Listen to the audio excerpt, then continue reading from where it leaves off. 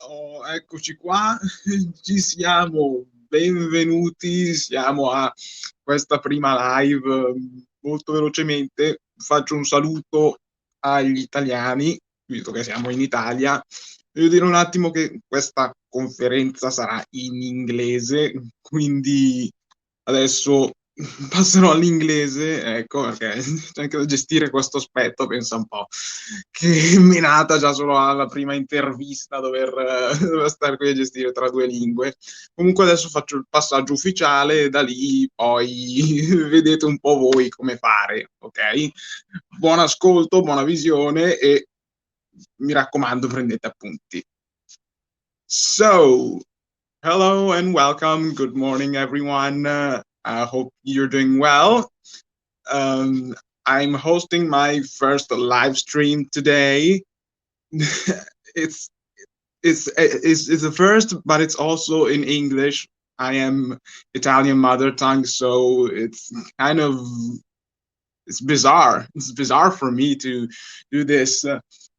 And my host here is an expert in sales, who has had also a lot of experience in events. She she's a globetrotter. She's done some work pretty much around some countries, and now I'll let her in. Now I'll throw the invitation. Wait just a moment. Uh,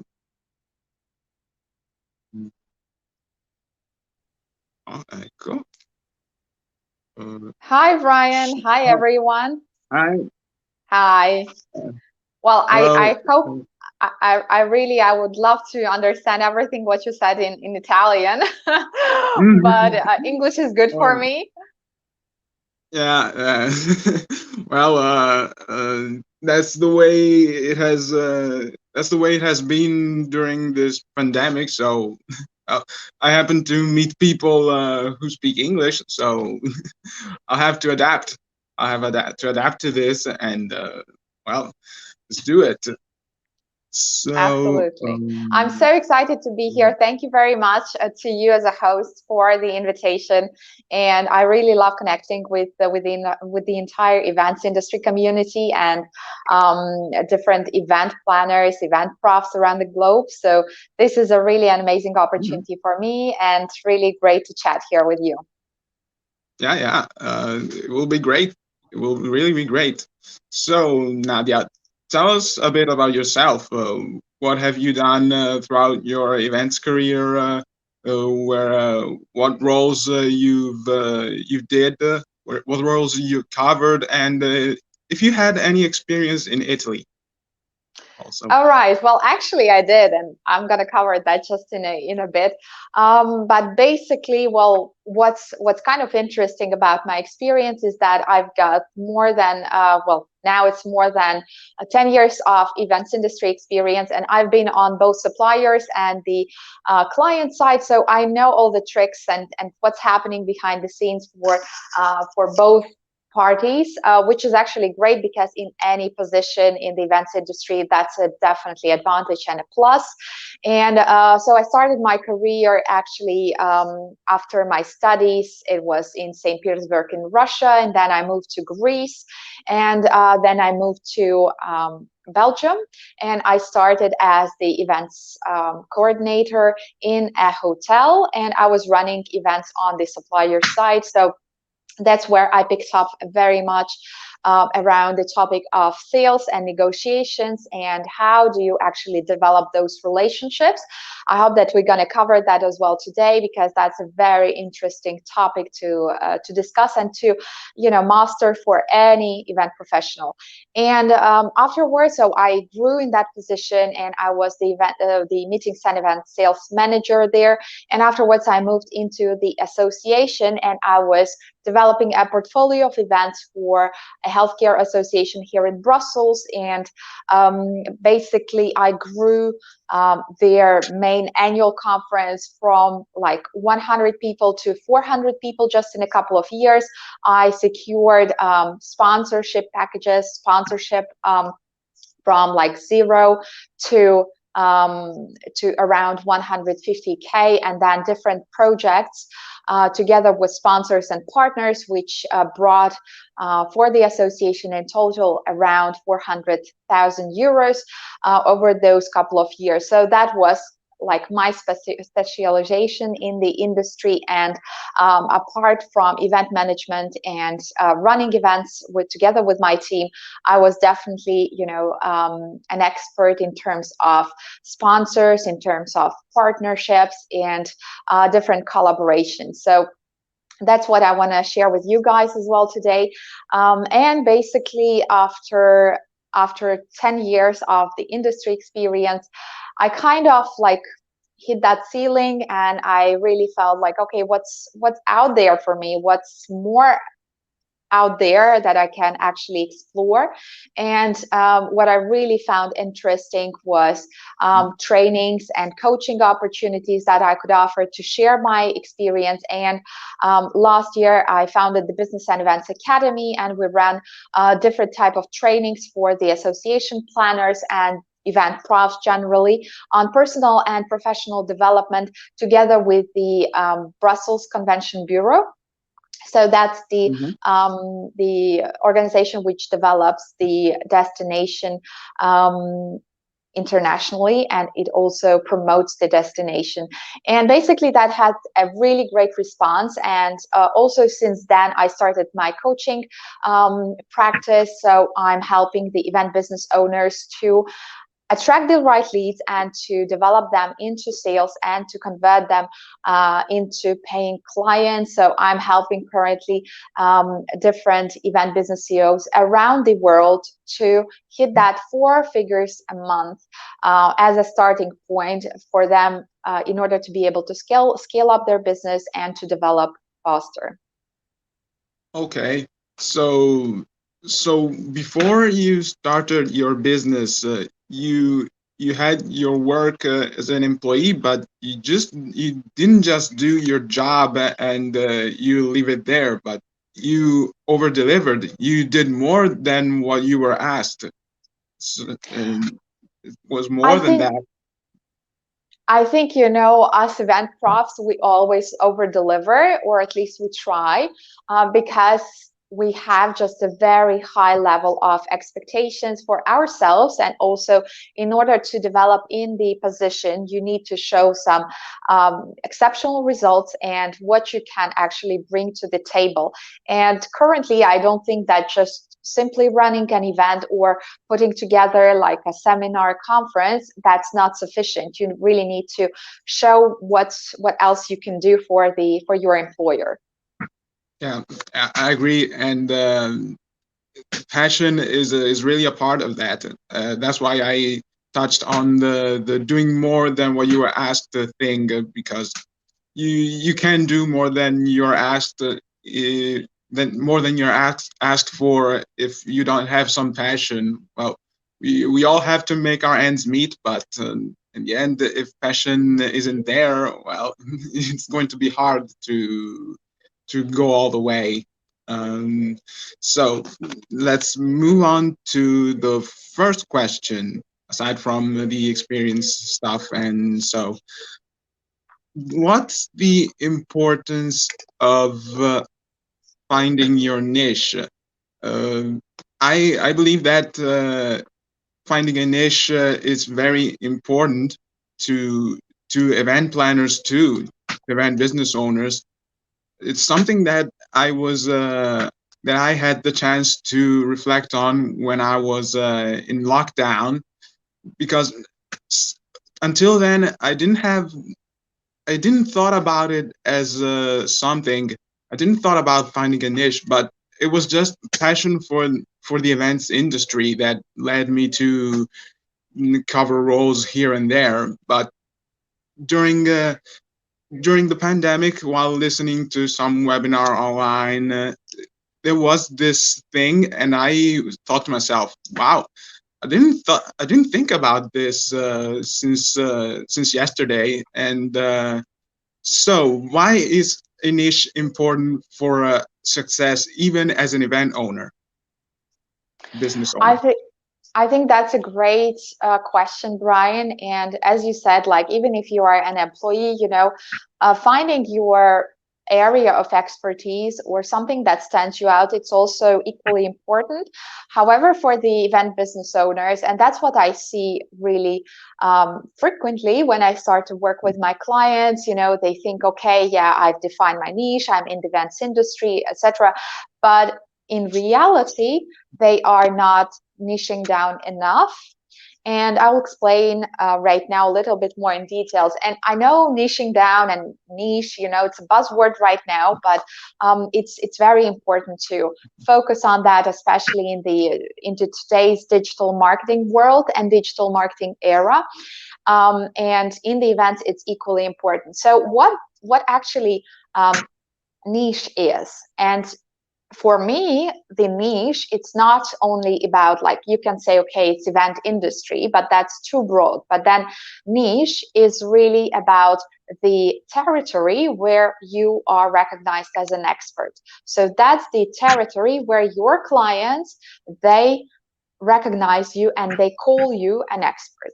So that's why it's very important to identify that, to narrow it down and to identify your niche where you're going to operate, because it will allow you to attract and to align with those people who are ready to buy your services, who are ready to become your clients, because you are becoming that go-to person for a specific problem, for a specific type of event that they are looking to organize. And that's important in order to grow your sales, because in order to get that pie, that in events industry pie, your market share, it's very important to understand, okay, I'm offering the services in the wedding planning, let's say, more generally, but then you can even more niche down in terms of, okay, it's maybe thematic weddings or some special couples. So why I gave this sustainable weddings, yes, exactly. So there are so many different options, different ideas, and it's like, if you consider, like, as an example, a doctor who does everything, would you go to that doctor? No. Probably not, because he's not specializing on something in particular. So the results, they are going to be quite questionable. So the same in the industry. There are many organs in the human body. There are many organs. So if you try to master all of them, you can't do it in one life. But no, this is it's an off topic. So let's go on with yours.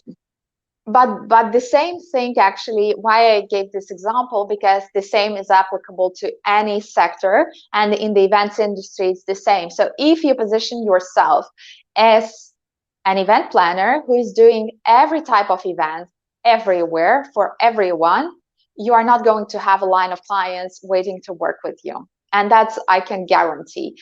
So the same like with this doctor who does everything for everyone, no one would want to go to him to treat a specific problem that the person has. So today marketing is saying to us that you need to help your client to solve a particular problem that he has, and in a specific particular segment. So it can be for you can help your clients to raise their brand awareness, for people who are just specializing, I don't know, in fashion, the designers, the creatives, or it can be corporate, but then corporate, it can be law, banking, really like specific type of clients. And you need to have that avatar of your dream clients you want to work with in mind, because then you can implement all these strategies into your online and offline marketing, because you will be really hitting those pain points of your client group, of your mix of clients.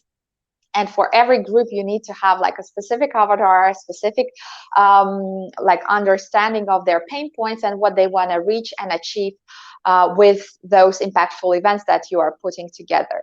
And it also helps you, once you define your niche, it helps you to create that blue ocean. The notion of blue ocean is actually the theory of blue ocean. It's very interesting because it helps you to understand that you can differentiate your services and yourself. You can stand out in the industry based on the fact that you are not following your competition and just doing like a copycat, copying everything what they do because they succeeded. And you are entering in that bloody ocean of competition. And instead, what you do, you create your own blue ocean where competition becomes irrelevant, because people, they know that you are that go-to person for their specific problem. And then it creates this snowball effect, and people, they become your brand ambassadors and they start to recommend you. And basically it's continuing to bring you more business and more clients.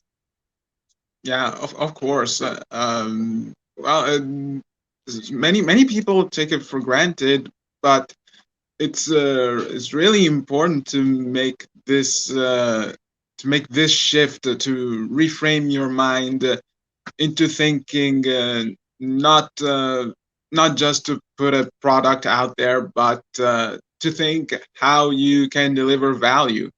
And it's a conversation that is starting to come not only among business owners, but also among employees who are looking for a job. Increasingly, employees are required more and more to think about ways that they can bring value, and do some research on a business where they would like to work and understand what that business needs in that particular moment. So, well, it's very vital, this this topic of finding a niche, or doing your research, your due diligence is very important. And I reconnect to another topic that it's also related to niching down, and it's something that people aren't very accustomed to. Some are, but others are not. And when you're a business owner, you have to master this aspect to be successful, which is networking. Well, networking is something that makes people feel awkward and a bit scared. That they might end up look bad, and they don't know how to interact with the people they meet at some meeting where they could find a deal. So how could people leverage networking, and how can they do it, even if they right now they feel like they are not able to? Another very good question, I have to say. And well, leveraging the power of networking, it's very important in today's world. And I think without networking, it's impossible to build a successful business and also your career. Because it's all about those human interactions, human relations. And as you said, like today's business and just generally our society is now like valuing, and it's based on the value-based relationships. So if you don't bring value on the table, it's very important to stand out and to be the best in what you do. So that's the point that I'm also covering very much with my coaching clients. And actually, in terms of networking, we've got like a really big module, and we even do the role play, because you need to get comfortable with networking. And the main secret here is actually you said like, how can you network in order to get the deal? Okay, but the secret is not to think about the deal when you go networking. That shouldn't be your goal when you start a conversation with a person. I said deal, but it was really the most comfortable word that came to my mind. No, it's Oh, normal. It's normal that we all expect to have sales from the networking events. But we need to understand that there is the entire client buying cycle that they need to go through. And they are going to buy from you if you have established that know, like, trust factor. And exactly at the trust factors level, we are going to have that deal because they're going to be wanting to work with you. And events industry, it's very much about people. It's very much about this human interaction because people, they buy from people, right? And we are in the people business as well. So the very important thing about networking is to understand that even if you don't have like life opportunities right now, there are so many opportunities out there online. And I'm just proving this to myself every single day while I'm connecting with event professionals around the world. That's how we got connected with you, Brian. And that's how you really need to develop your portfolio. You need to develop your brand and you need to show yourself. So in terms of networking, you just need to put yourself like in a position that, okay, everything is in my hands and I can find opportunities, I can find clients. But you need really to forget about that cold pitch, like cold pitch where you are just trying to find that opportunity right away. But instead, what you need to focus on is really on building the relationship and really to genuinely care about the person you are talking to and trying to find out, okay, what's the challenge that they are facing. Maybe you can help them with that.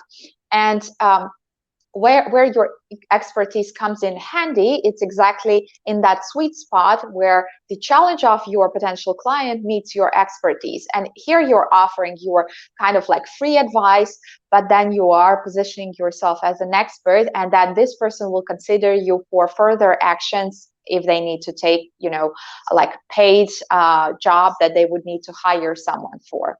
So that's very important thing to keep in mind. And I definitely agree with the quote, your network is your net worth.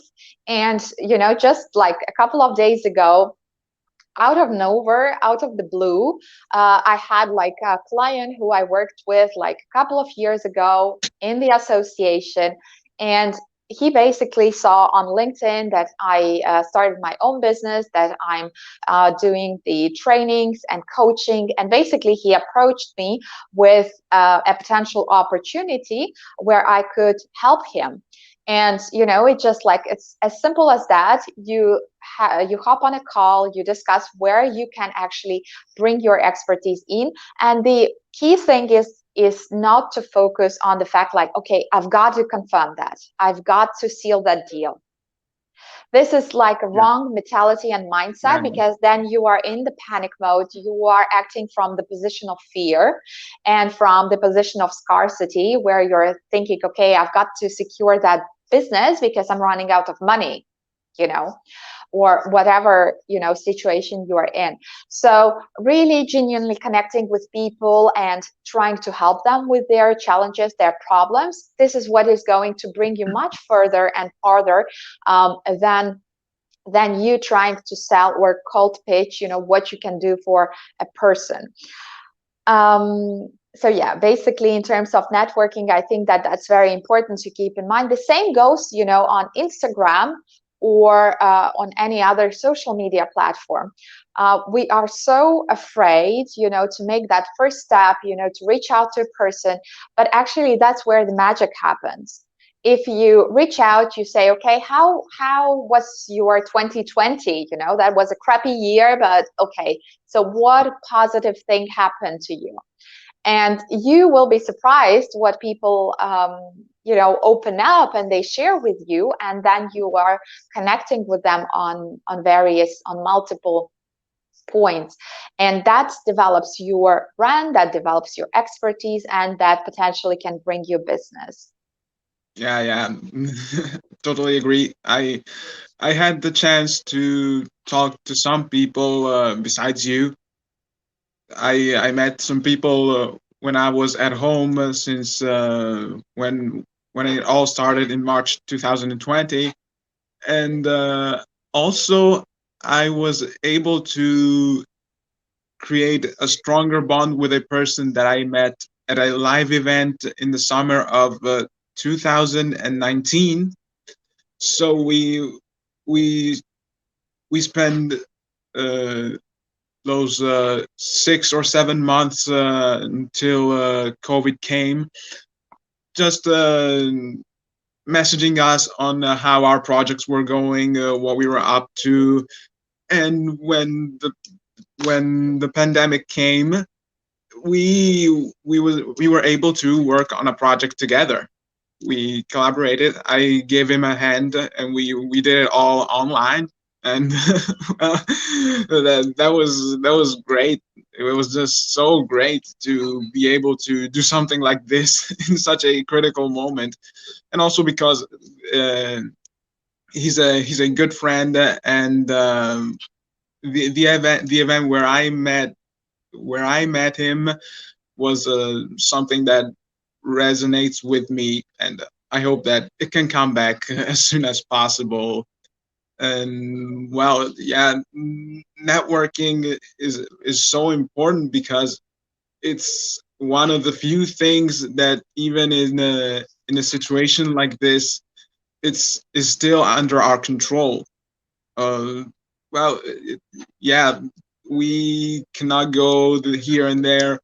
We cannot move from our homes, but still we can connect to the internet and look around for people who share our same interests, and go to them, ask them how they feel, what they're doing, and it's something that everyone should do should do, even just one message a day. And it's really important, and hopefully people will start to understand it, even by this contribution that you and I are making to them. And on a similar note, because well, sales networking is all intertwined, we go to the client side. How to find collaborations, international clients, how do you move in order to create opportunity? Yes, another very good question. And actually, I'm a very big supporter of the fact that your proactive approach is going to bring much bigger results than your reactive approach. So if you're just sitting on a couch waiting, that any type of opportunity would show up and just like miraculously save you, it's not probably going to happen. So you need to take your life by the horns, and you need to take control of what you can control right now. As you said, Brian, external conditions you can't, and circumstances you can't control them right now. But what you can, even from the comfort of your own home, you can start connecting with those people. And Instagram, that has been an amazing source of that community feeling, and also of sales, especially like for me, for my clients that I'm working with. And we are like a daily proof for ourselves that everything is possible. So I definitely, I found actually collaborations for myself. I found also clients for myself, and the same, my clients, they are, even in these challenging times, they are now confirming business for this year and 2022, which is amazing. I mean, that's the cash flow that they are securing. And in terms of finding the collaborations and your clients, we are going back to niching down. So once you identified, okay, where you want to be an expert in, where you want to be called an expert, and what's your target audience, what exactly you want to offer, how you're going to work with them, what's your value proposition. And the value proposition, it's something very short and very straight to the point, which can be perceived as an elevator pitch. Elevator pitch, it's something that you can pitch to a person and he would get it in an elevator's ride. So it's like 30, 60 seconds ride, and you need to make sure that what you stand for, what you offer. It's clear and it's concise. And it's exactly, what I did also for my business in order for my clients and for the collaborations to find that perfect match with me. So in terms of how to find the clients for your business, so once you have identified that niche, you've got really granular and crystal clear on the ideal client that you want to attract. And it's not about, okay, what's like, demand definitely matters and you need to look at demand, but it's also you are deciding who you are going to work with, who you want to attract. There are opportunities for everyone. There is business for everyone. And those people who are saying, okay, that bloody competition, I can't stand that. And it's just, there is not enough of business. I don't believe in that. And that's what I teach my clients as well. So how to attract those clients? You need to understand that there are offline, online lead generation strategies that you need to put in place. And those lead generation strategies, this is something that comes out of all these like previous strategy work that you need to do in terms of your ideal client, positioning, pricing as well, and the touch points with your client.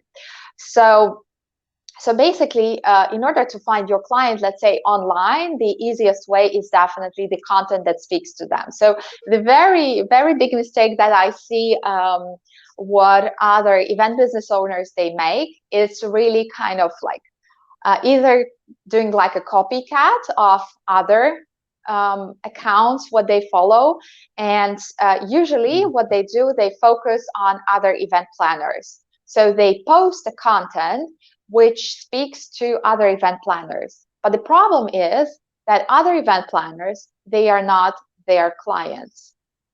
Well, yeah, it's a natural instinct this thing to do. You don't have the weapons. You don't have the means of how to make your way through the internet. So that it might be that people who start something are scared and say, "Oh my God, I don't know what to do. Let's see if I can copy some of that. I can copy some of this. Let's see." Well,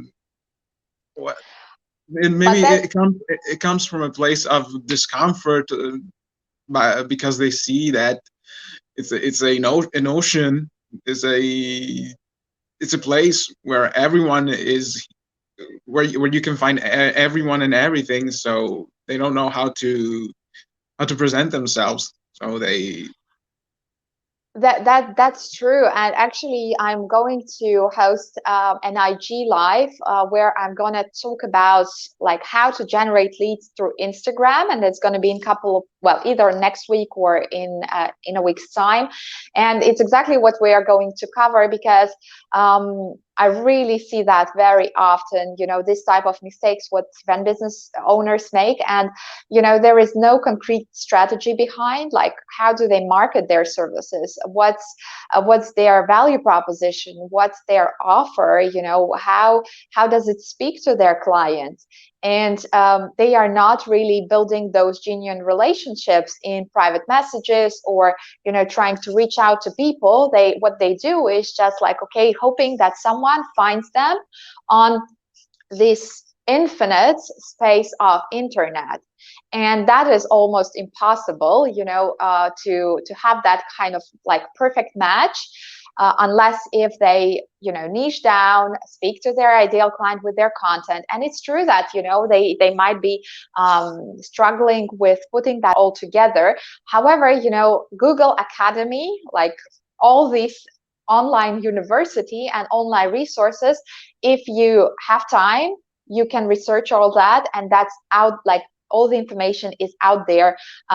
Nothing new has been invented in terms of marketing or social media strategy.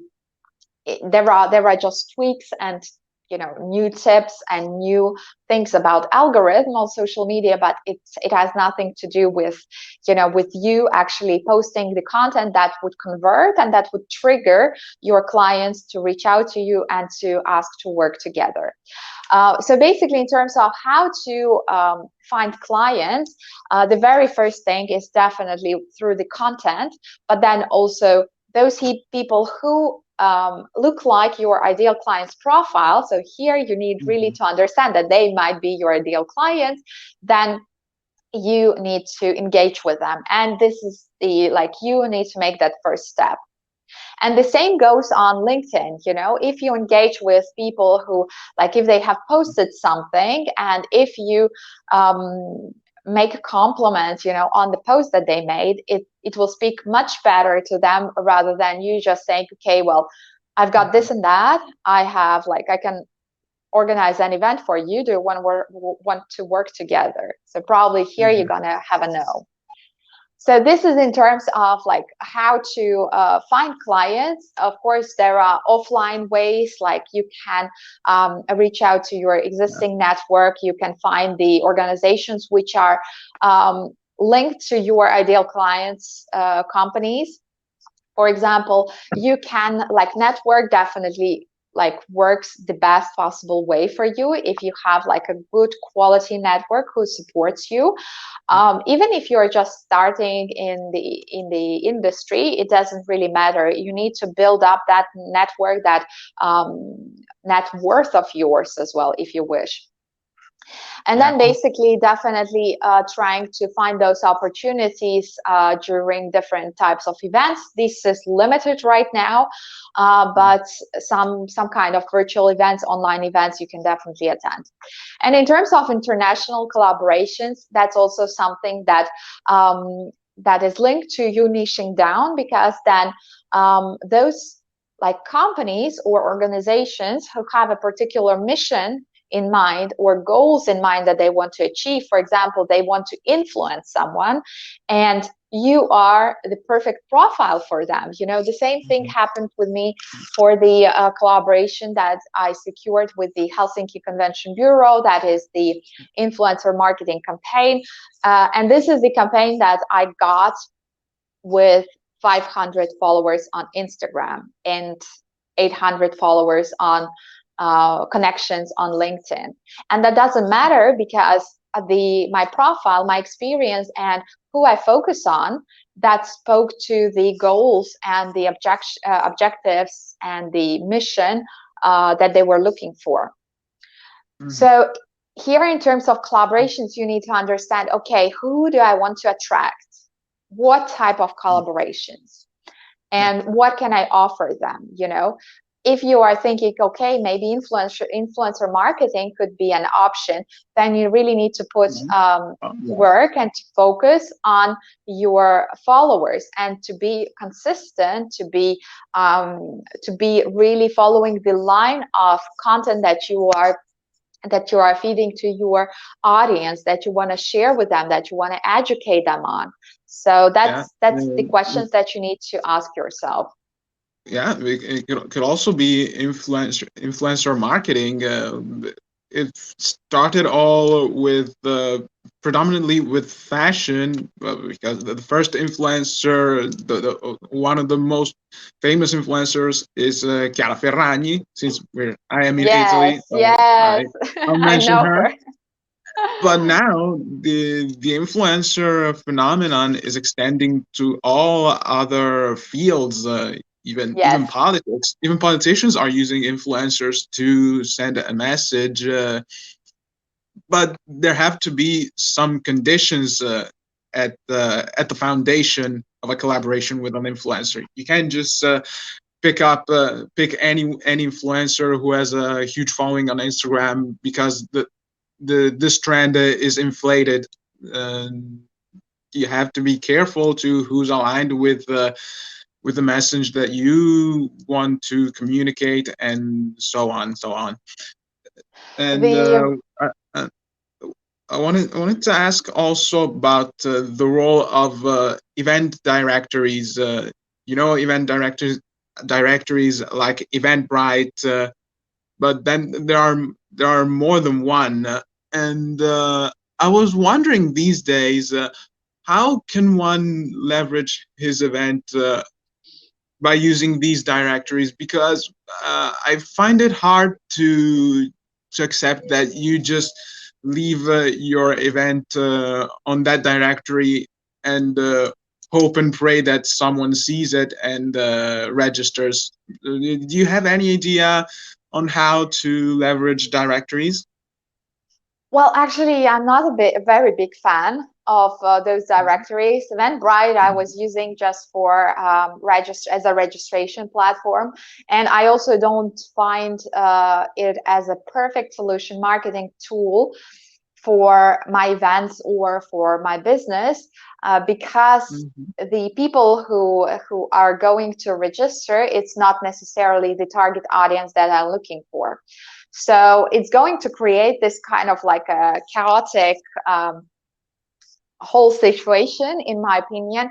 And what I've seen from my experience, what works again the best, and here we are going again about back to the not the influencer marketing, but about those relationships, because in our human nature, it's normal that we are going to trust more the person who has tried things out or who has done it themselves, rather than an advertisement, or rather than just let's say announcement of an event. So here, what I was using in my previous experience, for sure, it was actually connecting with the organizations who could promote the event for me. So basically, let's take an example. I was in the Healthcare Association, and we were running a conference for the healthcare managers. So I would pick 10 associations, different organizations who have also different institutions, companies related to healthcare in their members' database. And what they do, they usually have a newsletter, they usually have their event directory on their website, and they would post that for us. And that had a much bigger impact and much more targeted efforts, because the people who were coming from those recommendations, they were exactly people who we were looking for. And those people, they would likely buy the ticket for our conference because it was recommended by their association that they are part of. So it's again going back to that trust factor. And if you see like a new conference, and you are asked to pay, I don't know, 500 euros or 1,000 euros, and you're just like going, okay, so another one, what it's all about, I'm not sure I want to invest, and what kind of results I'm going to get, and there is no reputation. So it's getting more complicated, I would say. I guess I see your point. And also, would you like to mention one or two challenges that are common to event business owners during this moment in time? Well, what I see, the challenges is definitely that they can't find clients, and that there are no events going on. However, some of them who have like a client base already from the previous years, who have been in business for some years, it's a bit easier for them. However, I think the entire kind of like panic mode, and this kind of like really mood that is not very enthusiastic and not very on the positive note, that makes them really struggle. And that's where the challenge is, because they are thinking, okay, the industry is down, I'm gonna slow down. But actually right now is the right moment to get in touch with those potential clients, to build those relationships, because the lead time, from the point that you made the contact, you have your cold lead, and you convert this lead into a paying client, that you have a deal, and then into the brand ambassador, it takes at least from 1 to 6 months, based on the stage that your potential client is in. And I'm talking about your sales cycle, because of course, if the client knows, okay, I want to run a virtual event or an online event next week, he's in a decision phase, and he's just need to get the supplier, get an event planner, and it's done. But then another potential client, he might be in the stage of, okay, I don't know if I need actually an event, but it might help me, So it's about raising awareness. It's about, like dealing with those objections. It's about helping him to realize that with your services, you are going to help him get better results, to maximize sales, etc. So the main struggle I see right now is that people, and event business owners, they don't realize that now is the time to act. It's now the time to confirm business for late 2021, for 2022, and for the upcoming months for those events which are done online. Mm-hmm. Yeah, absolutely. Myself, I've looked for opportunities here and there. I helped this friend of mine with his project. I moderated a Facebook group to help another person for like a month. I've started doing videos to learn how to stay in front of a camera, and I also I was also entrusted with collaborations with people that I have met. So well, yeah, something is something is happening in my life. Well, it's not like my troubles are gone away, but the results of actions have shown some results. And well, I think there's also this uncertainty things that you said that business owners are going down because it's also uncertain, and well, it's very hard to plan ahead when everything is when you don't know how the situation will change day by day. And you said that some have managed to while working with you, arrange their plans for the next months and even the next year. And did you manage them in a different way according to where they were, or to what part of the world they were in? Because the cocooning rules, the lockdown rules are different in every part. So how did you manage this aspect with all of your clients? So in terms of like my clients, many of them, they are based in the UK. So, and now with events, it's quite like it's impossible. But to give you an example, my client recently, she tripled her prices, which made her, with the first clients who came into through her door, it made her four figures right away. So that was already the number one step. And basically we are putting the entire strategy, like all the processes in place.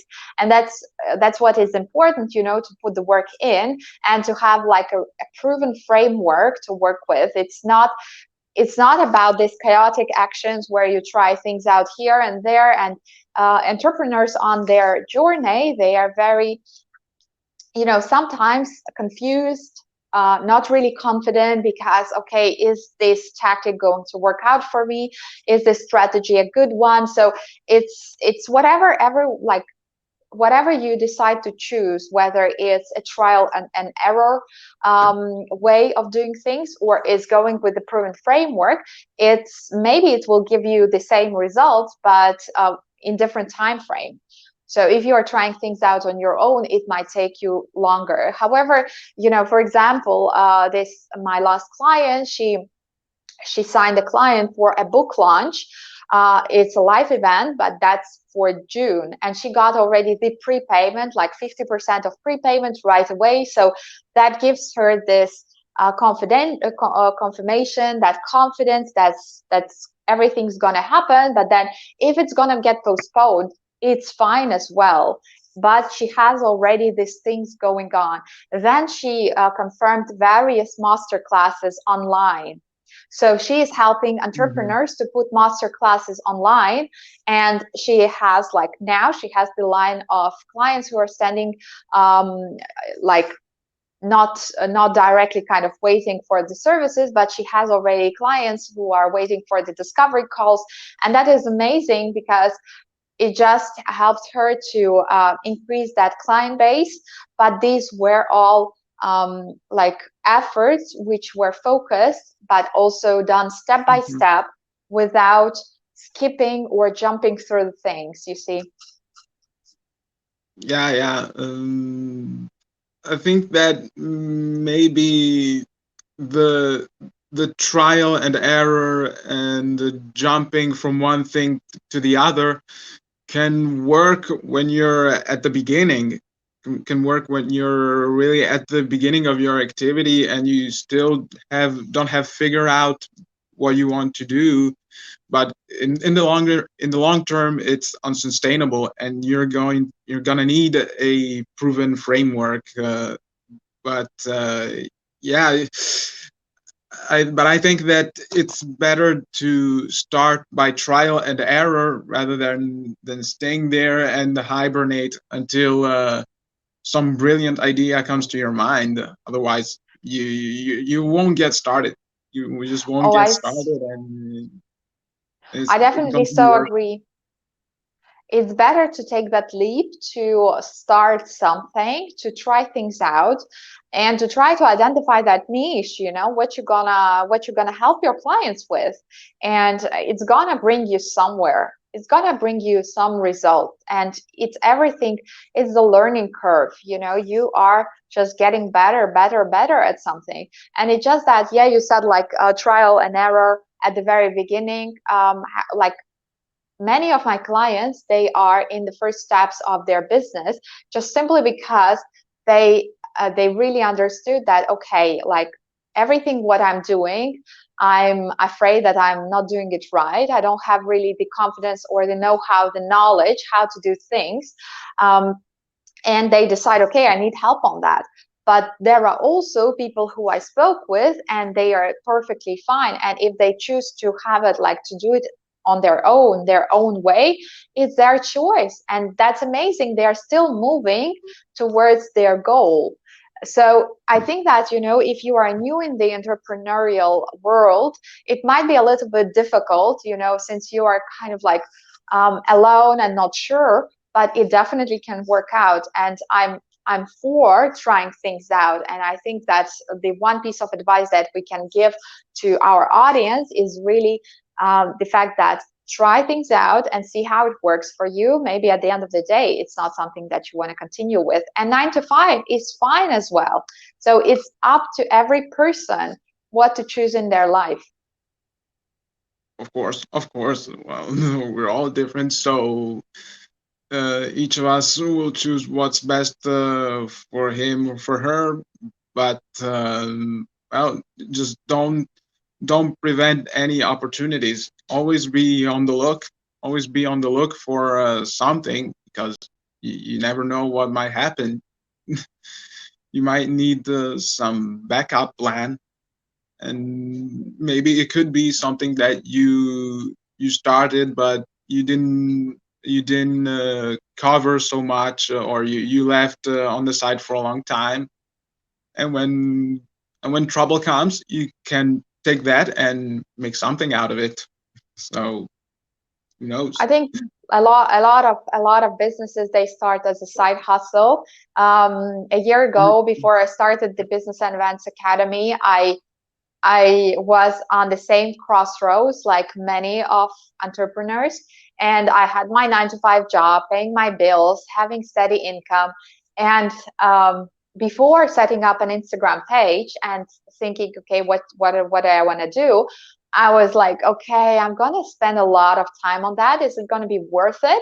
And then I was like, okay, but at the end of my life, I don't want to say I haven't tried it and maybe I like it, you know.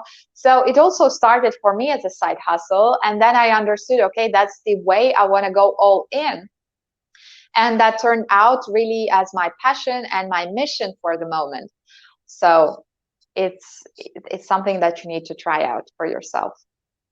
well, we have nothing to lose in any case, whether it's something where we go all in, or something that we have on the side and we go to it when we have time.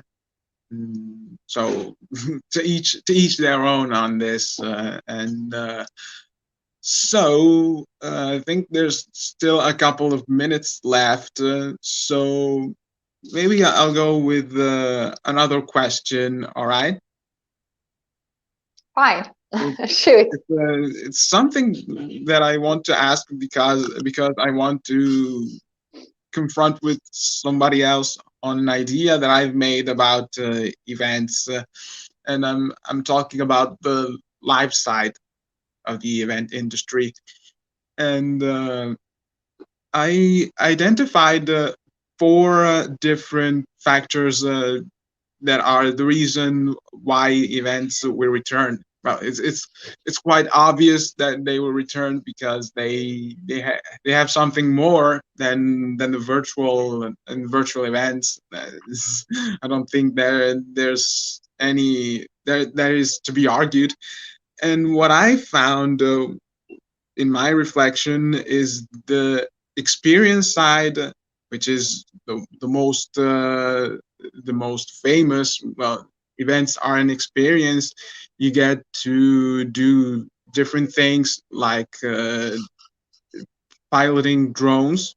I drove a drones at one event.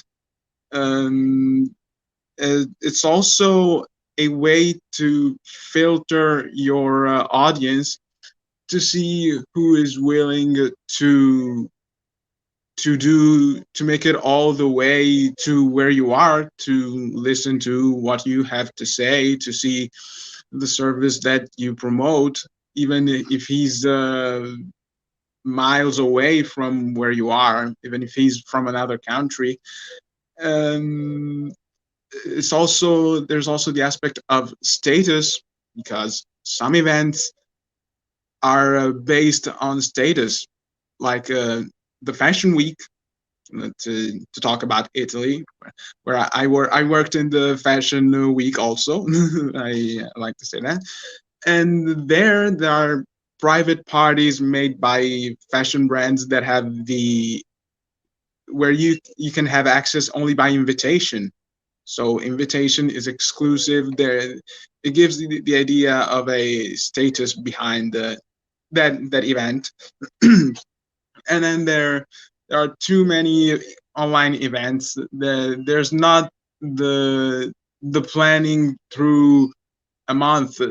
Before, when events were live, you had to be careful to not put it in the same day as another event that attracts more audience.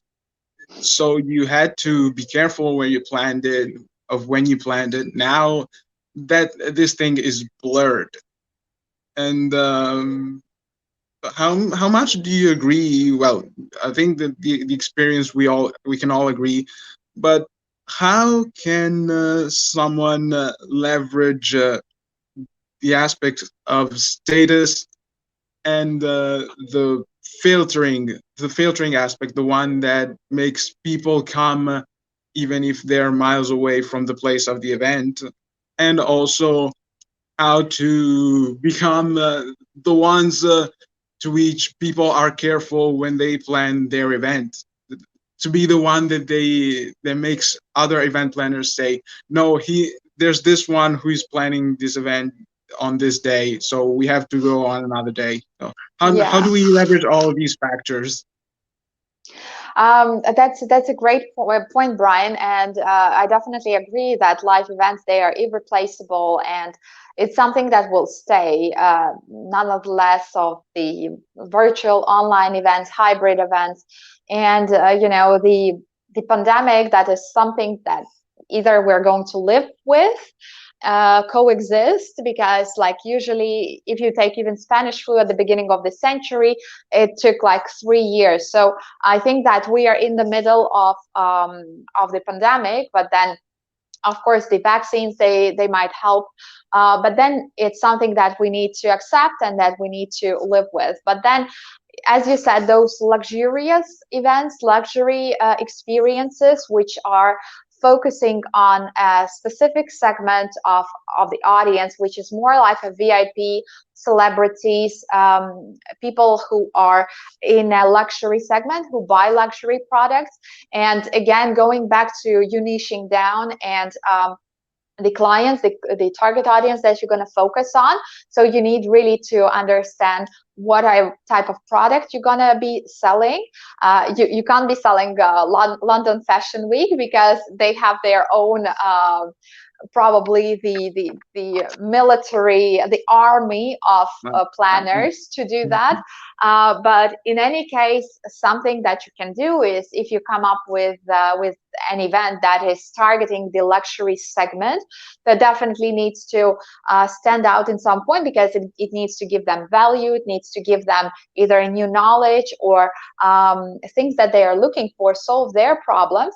And you can't make the event recognizable, reputable right away. It's the process that you need to go through. So it will take a couple of years, but what helps is definitely if you're building a brand for that event, because if you're promoting an event, if you're not promoting yourself or a company, it's the event brand that you need to develop.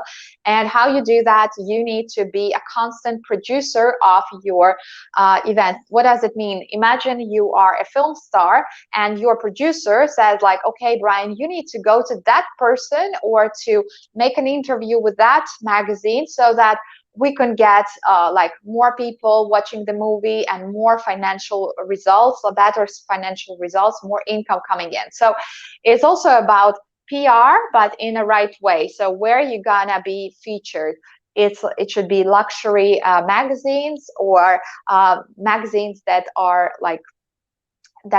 targeting a specific target audience that you wanna attract. And that's how gradually you're gonna build your events brand, and then provide like an over-the-top wow experience during your event, so that it could create that snowball effect to set this in motion, so that they would recommend to their close circles to attend your event. Mm-hmm. Yeah, definitely. Well, I was just looking at the notes I've taken so that I can wrap up here over this conversation I've had with you. And we have touched on a lot of points, like don't don't rush your decisions based on a well, we in Italy we say stomach decision, a decision made by stomach. Just stop and needs to be well thought through. Stop and make well thought through decisions, and also to have control over what you can have control over. And maybe we could also add to turn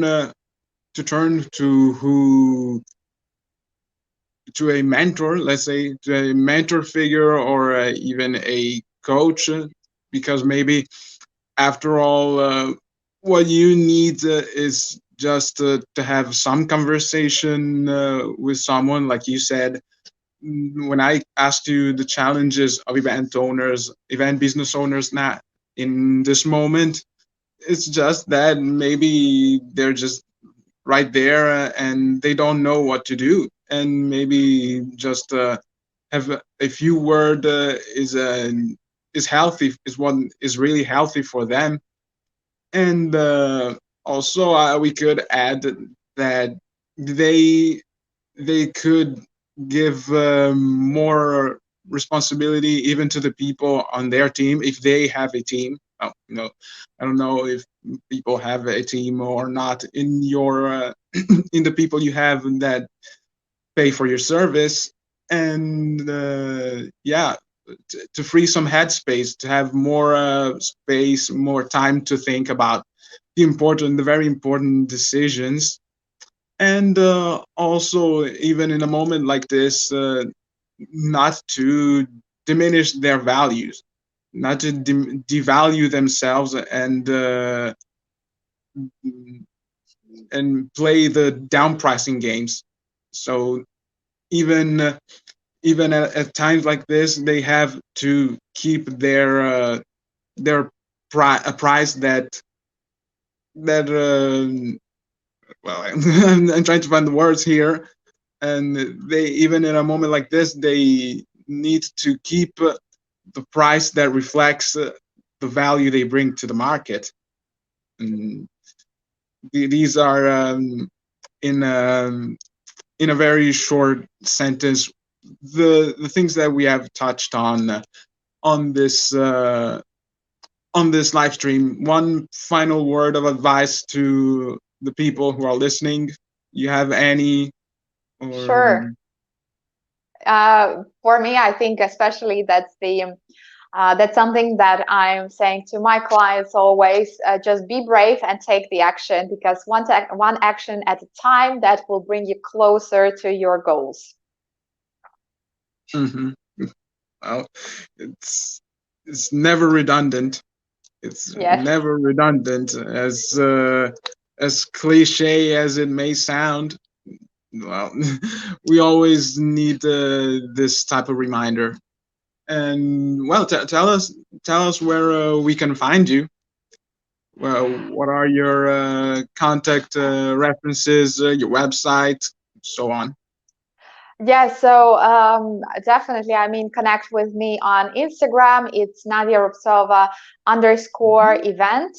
And I don't know, Brian, if you can send this link in the chat or somewhere, I'm not sure, or post it somewhere. And then on LinkedIn, it's Nadia Rubtsova as well. And then the website is www.b-e-academy.com. Mm-hmm. Yeah, I have your information from the bio, and I'll put it in evidence once again. I did it with the post like 2 days ago. Uh, I'll do it again. So, Super. well, Thank you I so think much. That well, was fun. yeah, it was really fun. Was kind of was kind of a mess to create all this thing, because I had planned one live stream, but I had I had picked the wrong time zone. I picked the wrong time zone, so I planned it at 10 o'clock. So I had to reschedule the event. I had to cancel the event and reschedule it. And well, there was some struggle for me in this first interview, and You did it great. made me very nervous. But You at didn't the show end, that. we made it. Yeah, we made it despite all the obstacles are in the way. Well, that was good. That was really good, and was a pleasure to have a conversation with you. It was great to connect on a different level than just the chats on Instagram. Yes, And absolutely, Brian. Thank you so much. And yeah, thank you very much to everyone who is watching or will be watching. And yeah, we'll stay in touch. Thank you again. Have a thank you great for your day. time. Thank you for your Thank time and patience. Have a great day Welcome. too. You too. Bye. Yeah. Bye. Um, okay. Oh, she disconnected by herself. Oh, I thought I had to disconnect her. So very good. Well, let me know what you thought down here in the comments. I I can wait to see what you've heard. What you think about what you've heard. I wanna know. I wanna know, and please leave me your message. Tell me everything, if you want to know more about some aspects that we have covered in the interview. if there's something that caught your attention and you want to look into, just tell me. Just tell me, and I'll see what I can do. And having said that, I I I turned to Italian. I turned to Italian to say a few words even to the Italian audience. And I hope you had fun. Thank you for watching. Thank you for listening and for giving me your time. Have a nice day. And like she said, like Nadia said, be bold and take action. See ya. Ed eccoci di nuovo qui. Eccoci di nuovo qui ancora con l'italiano. Quindi, come vi è sembrata? Come vi è sembrata questa cosa? Fatemi sapere qui sotto. Fatemi sapere, voglio sentire cosa ne pensate, perché veramente con le menate che ci sono state, perché prima avevo pianificato una diretta alle 10, ma perché non avevo fatto caso al fuso orario che c'è fissato su StreamYard. Su StreamYard è fissato sul Greenwich Meridian Time, quindi che è l'orario inglese. Quindi sì, io ho pianificato, però ho visto che era andato per le 10, mentre mi era stato chiesto da Nadia di andare alle 11, quindi ho dovuto pianificare una seconda volta la diretta.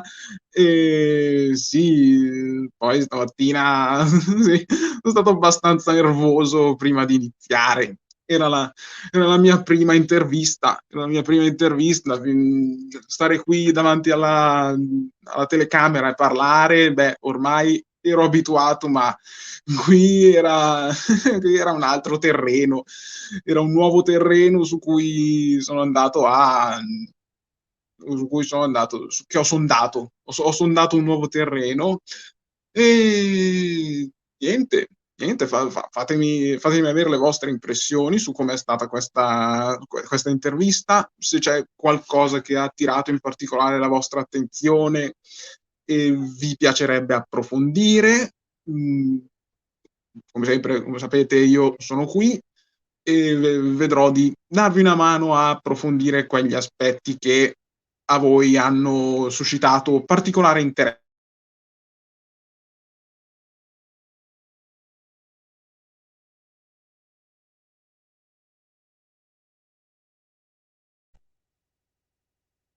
Oh, sono sparito un attimo. Non mi resta che ringraziarvi del vostro tempo e mi auguro ancora che vi sia piaciuto. Vi auguro una buona giornata, statemi bene e, come ha detto Nadia Rupzova, siate audaci e agite, ok? Dai che si supera, dai che ce la si cava anche in questi tempi qua molto sfidanti. Statemi bene e ci vediamo alla prossima. Grazie ancora e ciao!